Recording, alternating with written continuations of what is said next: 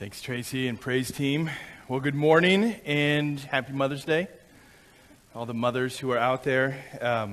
Moms, we want to just say a heartfelt and a very grateful thank you for all the things that you do, all that you add to our families, all that you provide for with us. And we just want to say a big thank you to that. We know being a mom has many, many, many rewards. We also know that it can be difficult at times, those 3 a.m. diaper changes and feeding sessions, even as our kids grow up into junior highers and high schoolers, always attacks on the mom, and we know a special tax on her. So we just want to say thank you, moms, for all that you do. In appreciation, we have some flowers for you. So if you're a mom, a grandmother, a mother-in-law, a stepmom, if you identify as a mom, just joking. Nick, you can't get a flower, Nick. If you're a mom, would you stand up? We have a flower for you that we'd like to pass out just to say thank you for all that you do. So any moms, stand up. And we have the ushers will bring those around just as a help stay standing. If you haven't got a flower, you got to stay standing. They're coming. They're coming.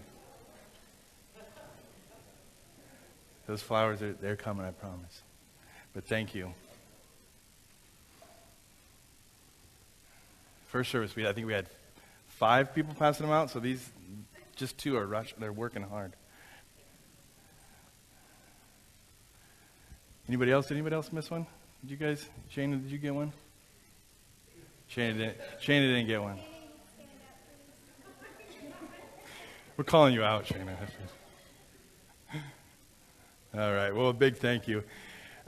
This season, Phil and myself and Stephen Marr were all coaching our boys' Pinto baseball teams. If you guys know the Ramona baseball system here, Pinto's the one where you feed the ball onto that machine with the wheel, and it just hucks it at the kids at like 40 miles an hour.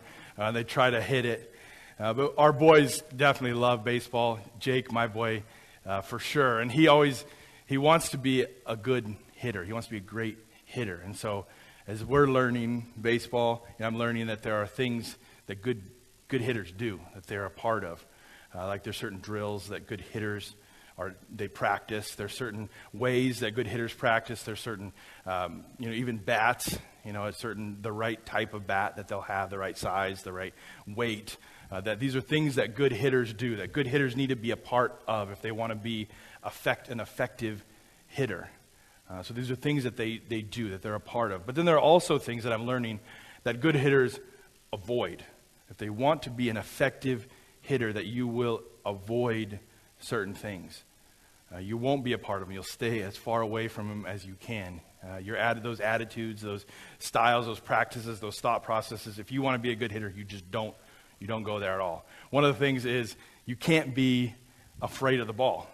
If you want to be a good hitter, you can't be afraid of the ball. I remember when I was like 7, my mom would give me batting practice in the backyard, and I know all of you know where this is going. But my mom threw hard, okay? She's a flamethrower. And my mom used to, every once in a while, she'd just plink me. And my mom, she was a PE teacher, okay? So she threw hard before you're mocking me in your heads. But she threw hard, and so she would plink me every once in a while, just right in the side, and it'd double over, and I didn't cry. I might have, but I didn't. And she hit me, and I remember I became afraid of the ball. And so every time, somebody would pitch, I'd step out, and it'd be this defensive swing just to keep the ball away. But I was never an effective hitter. I was never a good hitter. I played baseball, but I was never a good hitter. I was never effective because I was afraid of the ball. So a good hitter, you can't be afraid of the ball. If you want to be an effective hitter, you can't do it. Secondly, kind of on the other side of things, a good hitter can't always get up into the plate and try to hit home runs every time they're at bat. They can't do that. That's not what baseball's about. You're never going to be this team player who can actually move runs around if you can't hit singles, if you can't hit doubles, if you can't hit to the gap, if you can't lay down a bunt when you need to or sacrifice fly. A home run hitter who just is seeking to hit home runs, only seeking glory for himself, will be a baseball player, They'll add things to the team, but they're never going to be really an effective hitter if they're always being greedy and every time they just want to hit a dinger. And so good hitters have to be free from these two habits. They can't always try to hit home runs, can't be greedy in that way, but then at the same time, they can't be afraid of the ball. And if they're those two things, they may be baseball players, but they're not going to be effective baseball players, effective hitters. So this morning, we're going to be in Luke chapter 12 again. Last week, we looked at the first 12 verses. This week, we're going to look at the next bit, 13 through 34. But in this passage, we're going to see that Jesus warns his disciples of two habits or two thought process, two ways of thinking that they have to avoid. They cannot be a part of if they want to be effective kingdom workers. And both of these things that they deal with, or that Jesus is speaking of them to avoid, deal with possessions or the way that they view their wealth. So there's two things concerning wealth or possessions that kingdom workers, effective kingdom workers, they have to avoid. They have to put away, just like those hitters. So let's look at the passage. Luke 12:13, and we're going to be going through 34, but we'll kind of take it in sections. But if you remember, our passage this morning is, we're kind of in the middle of a conversation that Jesus is having. Okay, we have to remember that. Next week, Nick's going to be sharing with us, and this will be the same conversation. Okay, so we got to always keep that in mind. As Jesus has been talking, he's been talking to his disciples, but then there's also this crowd that's around. This crowd sometimes interacts with Jesus, sometimes they don't interact, sometimes they're kind of unruly. Right? Overall, Luke tells us that this crowd is more or less hostile toward Jesus and his disciples, but this crowd is around. And Jesus understands this. He understands what the crowd is thinking, what they're saying, the things that they're talking about. And so he, in verses 1 through 12, he warns his disciples about being hypocrites. Hypocrites not in the way that we would think about it, as far as trying to make yourself look more holy or more godly or more religious than you really are. But he's challenging them not to be hypocrites in the sense to be less or to show people that they're less godly. So this temptation to be hypocrites and not identifying with Jesus and being afraid of the persecution that may follow because of it. So he's saying, don't be hypocrites like this. And then he gets into verse 13. This is where he continues in verse 13. Someone in the crowd said to him, "Teacher, tell my brother to divide the inheritance with me." But he said to him, "Man, who made me a judge or arbitrator over you?" And he said to them, "Take care and be on your guard against all covetousness. For one's life does not consist in the abundance of his possessions." And he told them a parable, saying, "The land of a rich man produced plentifully. And he thought to himself, 'What shall I do? For I have nowhere to store my crops.' And he said, 'I'll do this. I'll tear down my barns and build bigger ones. And there I will store all my grain and my goods. And I will say to my soul, Soul, you have ample goods laid up for many years. Relax, eat, drink, be merry.' But God said to him, 'Fool, this night your soul is required of you, and the things you have prepared, whose will they be? So is the one who lays up treasure for himself and is not rich towards God.'" And so you can see here, as Jesus is speaking to this crowd, a man gets his attention and speaks up, whether he yells over the crowd or he shouts out or somehow gets Jesus' attention, and he wants him to make a ruling on a personal issue that he has. So evidently this man who's in the crowd, and it seems like his brother is in the crowd as well, but their father has died at some point, and his wealth, his father's wealth, is now being dispersed among his kids, among his sons. And he wants Jesus to make a ruling. He wants him to make his brother share his wealth. He wants to make him share his his inheritance with him. And now in this first century, Jewish world that Jesus lived in, this older brother would have had a double portion of wealth. And so perhaps this younger brother wants more than what he's deserved. Or perhaps he wants this older brother to actually distribute or to liquidate the wealth. As we know, in their society, probably a lot of their wealth was wrapped up in animals or lodgings or land. And so maybe he wants them to liquidate and to give him what he deserves. So this man, he shouts out and asks the question of Jesus, hoping that Jesus is going to make a ruling. And this really isn't it's not really a odd request of this man, as many rabbis or many teachers of the time would make rulings on this sort of thing. So this isn't really the abnormal part about it. But what we see is that Jesus refuses to act as a judge or as an arbitrator and decide this dispute. Instead, he takes the role of a teacher that we've seen Jesus do many times. He takes this role of a teacher and he exposes the real issue that these two brothers have. And then he gives them a stern warning, and he illustrates it in this parable. This warning, and he illustrates it in a parable. So this warning goes, you can look in verse 15. He said to them, "Take care, be on your guard against all covetousness.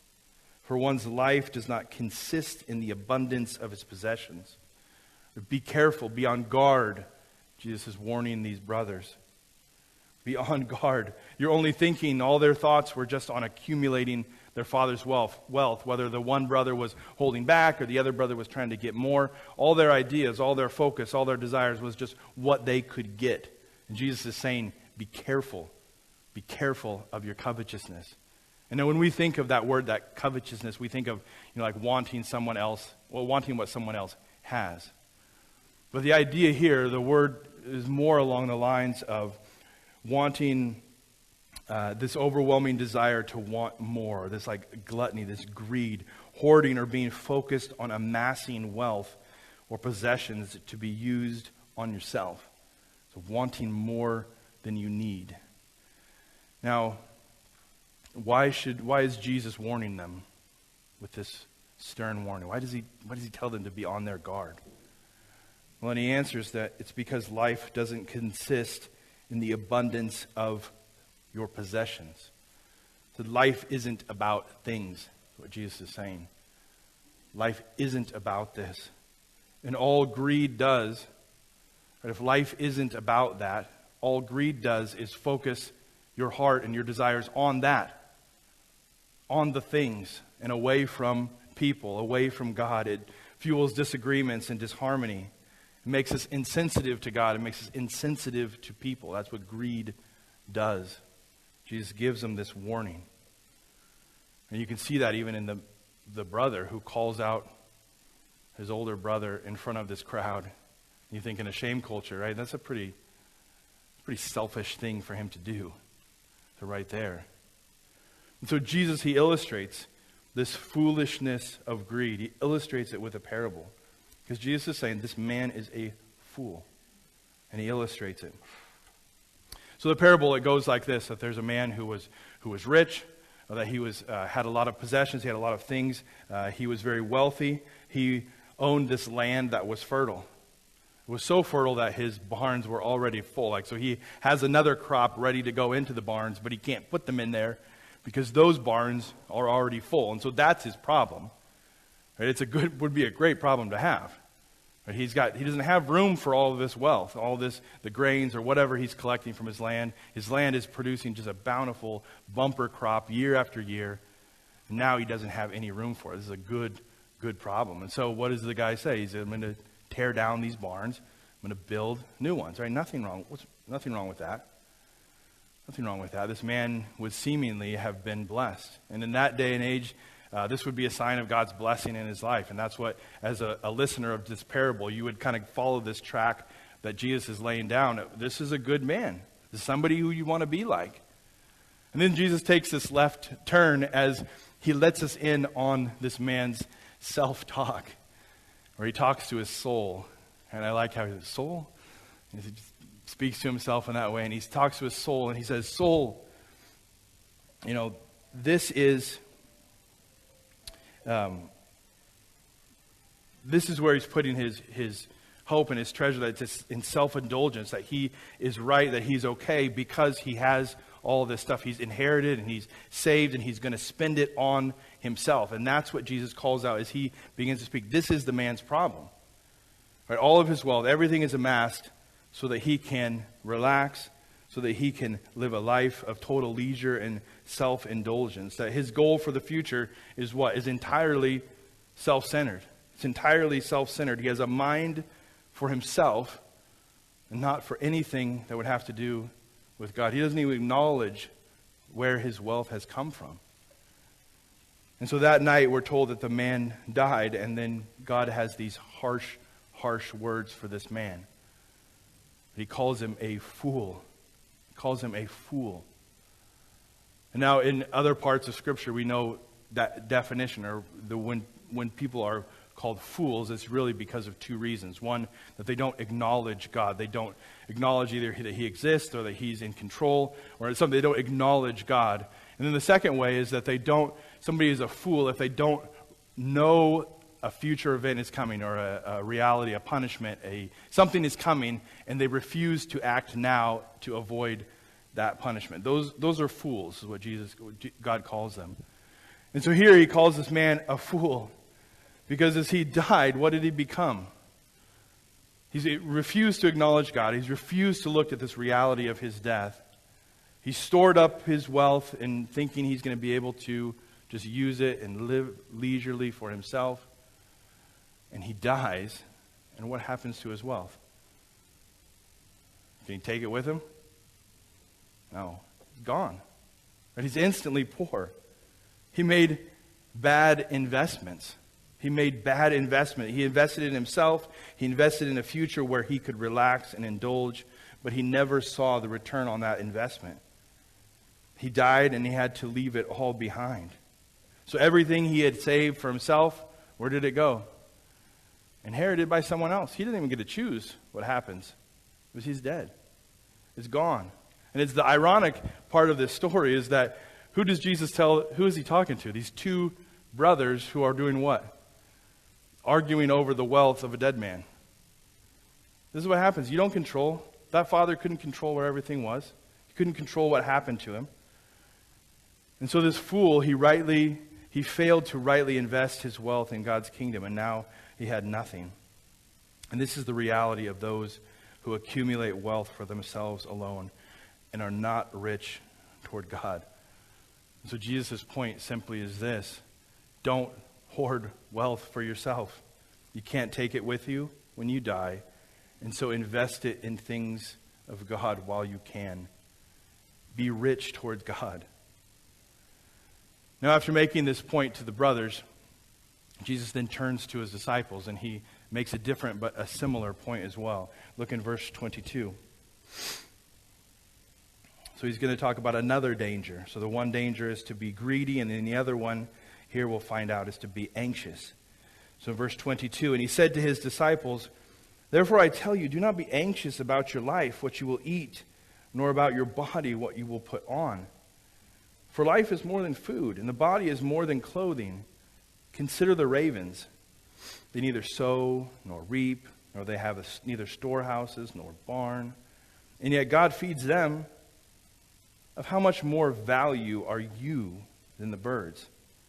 And which of you, by being anxious, can add a single hour to his lifespan? If then you are not able to do as small a thing as that, why are you anxious about the rest? Consider the lilies, how they grow. They neither toil nor they spin, yet I tell you, even Solomon in all of his glory was not arrayed like one of these. But if God so clothes the grass, which is alive in the field today and tomorrow is thrown into the oven, how much more will he clothe you, O you of little faith? And do not seek what you are to eat and what you are to drink, nor be worried. For all the nations of the world seek after these things, and your Father knows that you need them. Instead, seek his kingdom, and these things will be added to you. Fear not, little flock, for it is your Father's good pleasure to give you the kingdom. Sell your possessions and give to the needy. Provide yourselves with money bags that do not grow old, with treasure in the heavens that does not fail, where no thief approaches nor moth destroys. For where your treasure is, there will your heart be also." And so related to greed, but kind of on the other end of the spectrum, Jesus instructs his disciples not to be caught up in the worry of not having enough. So on the one hand, not to be greedy, but then on the other hand, don't be caught up either in this worry and this fear of not having enough. So just like the hitter in baseball, he has to be free from wanting to always hit that home run, the greed of that. He has to be free of being afraid of the ball. So in the same way, an effective kingdom worker of mine needs to be free from greed, that hoarding, that amassing of wealth. But then he also needs to be free from the fear of not having enough. So why does he say it? Why does he say that? Well, because according to Jesus, life is more than food, and the body is more than clothing. These are simply secondary issues that shouldn't be the focus. And when they are the focus, what does that mean? Where are we looking? We're looking at ourselves. Jesus is saying, don't do this. These are secondary things. They're not to be our focus. Or to be worried about having enough food and clothing is to miss living. It's similar to the statement that he made about greed, when Jesus said one's life doesn't consist of the abundance of his possessions. So it's foolish. Jesus said it's foolish to be greedy and hoard your wealth, and it's foolish to be worried or to be anxious about not having enough of what you need. Both things are foolish in Jesus' mind. But why? Well, Jesus spells it out like this. His logic goes like this. When we consider and when we look at the things that God has made, when we look at his creation, his creatures, and we see how abundantly he provides for them, we know we are more valuable in his mind than they are. And so we see his provision for them, and so we say, of course, he's going to provide for us as well. And his two examples are the lilies and the raven. So the raven and the lily. The raven, not a really highly regarded animal in Jewish culture, was looked quite down upon. Even for us, they're everywhere, right? They're everywhere. They're not really a highly valuable bird. Not many people have them as pets, although we did have one as a pet. But not many people do. They're not great pets. So they're not a valuable creature. Lilies, they kind of come and they go. Right? Neither work, they don't produce anything, neither are wise enough. They don't have the ability to store food for the winter. Yet God provides for them richly, abundantly. We're more valuable than birds. You are more valuable than flowers. God will provide what we need. That's Jesus' point. In addition, he says that to worry about not having enough is really just a foolish and a fruitless exercise. And he says because it doesn't accomplish anything. And who can add a day to his life through worry? He doesn't say who can add a day to his life through exercise. He's not talking about that. He says who can add a day to his life through worry? Who can, by worrying, make your life longer? Nobody. It doesn't exist. Or you can't add an inch of height to your stature through worry. So Jesus is saying if you can't, it doesn't do anything, doesn't produce anything for you, just turns you to look at yourself. Why do it? Be free from that. Put that away. Don't be about that. God loves you and knows your needs, and so don't be afraid and waste your time hoarding beyond what you need or being worried about having enough. So those are fruitless and those are foolish exercises. Instead, Jesus tells us to be doing something else, to put those things away, like those batters who want to be great hitters. Right? Don't put those things away. But then he says, be like this. Instead, he tells us what we should do. Verse 31. Instead, we should what? Seek his kingdom. Instead, you put away that greed. You put away that worry. And instead, you seek his kingdom. And these things will be added to you. Fear not, little flock, for it's your Father's good pleasure to give you the kingdom. So I think we have to define a few terms. What does it mean by seeking God's kingdom? What does it mean by seeking God's kingdom? And I think in this context, the way Jesus is using it is that it's for the disciples of Jesus to live and to strive and to use their money and their possessions freely to invest in things that further God's kingdom. So simply put, I think it means to love God, furthers his kingdom, to love others, furthers his kingdom, and to make disciples. Right? Those are the things that we should be seeking to do. So free from the worry, free from the greed, but seeking to invest and to further his kingdom through loving him, through loving others, and through making disciples. And then what are the things that are added to us? What does he promise to add to us? What are those things? Anybody have a gander? What are those things? What we need. It's what we need. That he promises, like the lily is clothed, like the raven has food. He'll provide those things, and we can live in total freedom. He knows he's going to provide those things for us. So we don't have to be wrapped up in greed. We don't have to be wrapped up in worry, because we know he'll provide for us. And there's great freedom. There's great freedom in this. And there's greater effectiveness for the kingdom worker who learns to avoid these two pitfalls. So there's freedom and there's effectiveness when you avoid these two pitfalls. And look at what he says in verse 33. This is the uncomfortable part here. Verse 33, sell your possessions and give to the needy. Provide yourselves with money bags that do not grow old, with a treasure in the heavens that does not fail, where no thief approaches and no moth destroys. For where your treasure is, there will your heart be also. And so the kingdom worker who lives like this will have the freedom to be most effective. Right? They will have the freedom to sell their possessions if a need arises. Freedom to be able to do that because they know what? God's going to provide. Right? If there's a need that they see and they have extra and they can give it to meet that need, they'll have the total freedom to do that. They don't need to amass things that they can't take with them into eternity, where they have no control over how they're used. And they're free to use those things now, not to be greedy, but then they're also free to give above and beyond because they know God's going to meet their needs. They're totally comfortable with this, and it makes them free and effective, free to serve Jesus and unhindered by greed or worry. Now, I don't think Jesus is saying, and this is where it makes us uncomfortable, is he saying, go home, sell your house, sell your car, sell everything you own, open up your fridge, sell every bit of milk, sell everything, put on the little hobo stick and hit the road. Is that what he's saying? No, it's not what he's saying at all.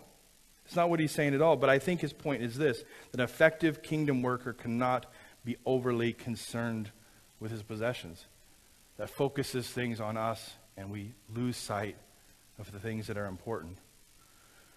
Now, Luke, the book we're in right now, Luke, as he wrote this passage and recorded what Jesus said, he also wrote another book, the second book, Acts.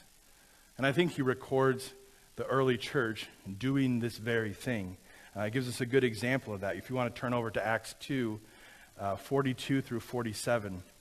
And I do have to eat a little crow, a little raven on this one. So this passage talks about the early church, and when they saw a need, they would sell possessions to meet those needs inside of their body. They haven't, at this point, faced much persecution, although they will, and they'll continue to do this practice. We see them doing it later. But they begin to sell things in order to provide for members of their congregation, members of their body. And I always kind of took this as that was a bad move, in the sense that they were selling their land. Now they didn't have anything to provide for their family, so they became poor, and they were having to use collections from Corinth in order to support the early church. But I don't think that's right, actually. I've changed my mind, and changed my mind because of Luke. And I think what we see here is we see these early believers actually following what Jesus said, that not being tied with their possessions. Let's read it. Acts 2, 42 through 47. And they devoted themselves to the apostles' teaching and the fellowship and to the breaking of bread and the prayers. And awe came upon every soul, and many wonders and signs were being done through the apostles. And all who believed were together and had all things in common.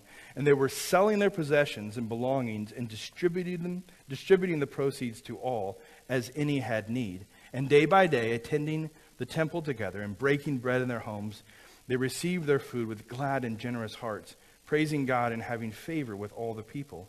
And the Lord added to their number day by day those who were being saved. And so I used to think this was kind of a foolish act of the early church, like almost like a communistic practice, which I don't think that's what was happening. They weren't selling everything and becoming destitute. No. Those who had were selling when they saw a need or when they could meet a need. They were free, not having to hold or hoard their possessions. They were responding to God, and they were meeting the needs of those around them. And what was happening? What happened because of the witness of their love and their teachings and their care for one another? What happened? What did it say at the end? They were added to, multitudes were added to daily. People were coming to know Jesus. The kingdom, right? His kingdom was furthered as they did the things he asked. As they saw his kingdom, people came to know the Lord. And so I think this is actually the example of them responding. And Luke records it, Jesus teaching here, and then he records the church doing it here and the results from that. And so here's this practical picture of these early believers responding to Jesus and living freely, being able to meet the needs of others, because they knew that they weren't to be greedy and to hoard, but they also knew God would provide for them in their need. And others saw this, and the kingdom was furthered.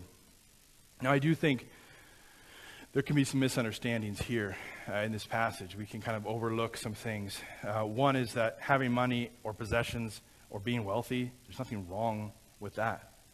Right? There's nothing wrong with working hard. There's nothing wrong with 401ks. There's nothing wrong with saving for your family for the future, so you provide for your family. There's nothing wrong with that. Right? Proverbs speaks a lot about those things, calling those people who do those things wise. Right? So that's not the issue. The issue isn't working. The issue isn't money. The issue isn't wealth. That's not the issue here. But the issue is the attitude of worry or hoarding. This funneling of your resources to just point back to yourself and forgetting about God, forgetting to be rich toward God. That's the issue. It's that hoarding issue. And finally, I think, one of the things that makes this passage uncomfortable for many of us, and for me as well, is that it's vague. Did you notice that? That Jesus doesn't really spell out what you are. You're not to be greedy, that you are not to be worried. But should you buy the extra car? Should you buy a hot tub? If the Pharisees, right, they would have spelled out like a 12-volume, each law and sub-law point in what you could actually buy that would be greedy, what you couldn't buy. That's what they would do, right? But almost the brilliance of Jesus and his teaching is he doesn't do that. He doesn't spell it out for you, but why? Because you have to work through it. We have to work through that. I think that's where the living it out, that's where the principles actually hit home, where we're responsible to not live in excess, but then at the same time to not worry, is that we have to work that out ourselves. Is it wrong to buy a hot tub? I have a hot tub. Is it wrong? And it seems like the answer that Jesus would give would be how you use it.